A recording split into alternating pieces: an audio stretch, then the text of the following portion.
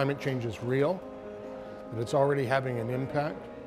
It's having an impact globally and will affect tourism in British Columbia, nationally, and around the world.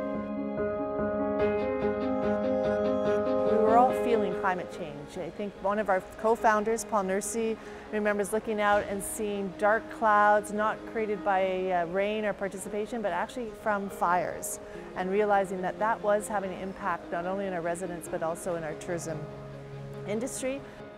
Tourism is going to be affected in British Columbia in exactly the same way it is elsewhere in the world. First of all, as a result of extreme climate events, which include not only floods and droughts, but major fires.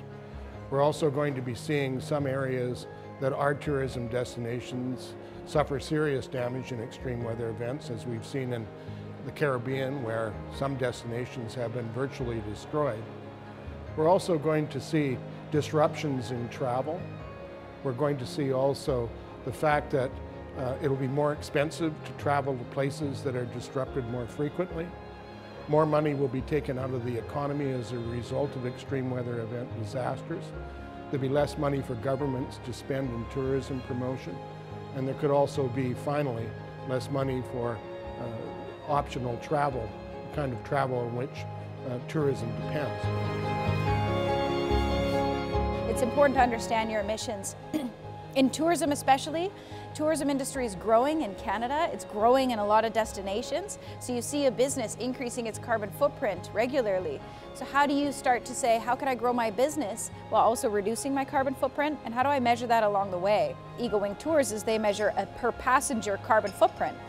We, in the past, have operated Scarab-style vessels, smaller vessels, 12 and 26 passengers.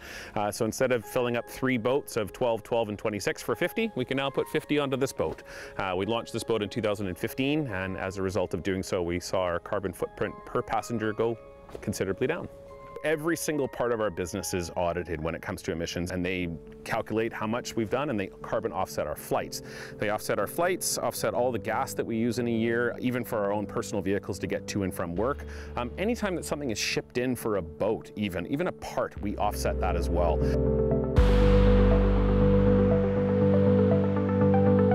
Carbon offsets, we think of it as a way to feel better about our emissions. Of course, that's how we all think about them.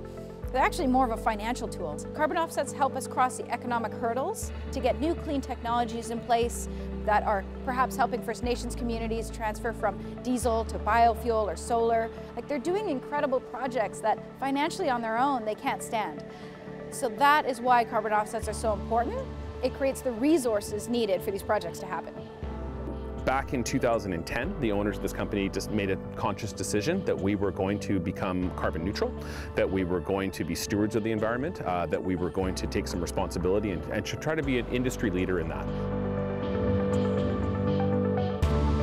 My hope is that the tourism community will first of all see sustainability as a principal goal so that it can protect its own interests and protect our country and the landscapes that tourism interest really essentially represents. More than that, however, I hope the tourism industry will see its potential in informing Canadians, educating visitors from abroad, and showing the way in terms of how sustainability will work in the changing hydroclimatic regimes we are experiencing now and will experience even more intensely in the future. Eagle Wing has done a lot of work to reduce its carbon footprint and to become carbon neutral. Eagle Wing, like many other tourism companies, understand the impact that they can have on the environment as well as on local communities. Tourism has an opportunity, clearly, to be a leader in environmental and social responsibility. I'm Rick Searle from Fisherman's Wharf.